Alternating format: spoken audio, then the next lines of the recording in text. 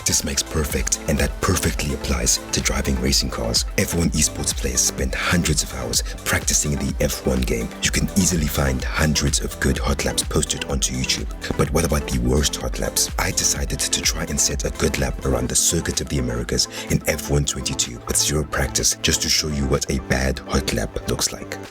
So this is actually maybe like my third attempt, because the first couple of times I actually spun before I could complete a full lap. So this is the first full lap I've done around Circuit of the Americas with the new F1 22 cars. Hitting the DRS on the exit, and this is completely without practice. You can see me trying to straddle the curbs to get a nice wider entry into turn 1. Thankfully this time the curbs are not bumpy, because my lack of practice means that I don't actually know if the curbs are bumpy or not, or whether they're safe or not to take. Now heading to the Esses section, getting it really close there. Thankfully I don't run over the white lines. I almost did, but thankfully the lap remains valid. Now turning in here, you can see I turned in a bit too late and actually run wide. And now here I actually brake way too early and have to straighten out the steering wheel to avoid cutting the corner.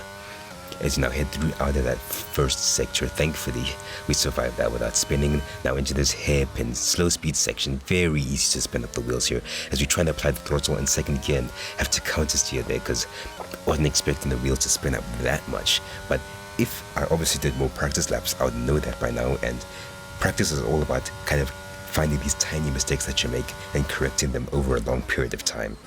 Now heading into this heavy braking zone, a very nice approach. And if you're someone who plays with that racing line assist, what you'll find is that you have to practice for much longer.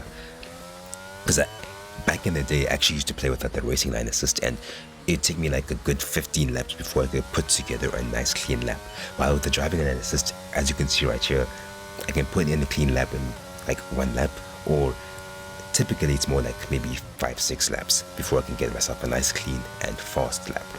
Now as we head to the final corner, opening up the corner very nicely, trying to be gentle on the accelerator and DRS on, and there it is. It's a 136.4, not fast, but it should do the trick.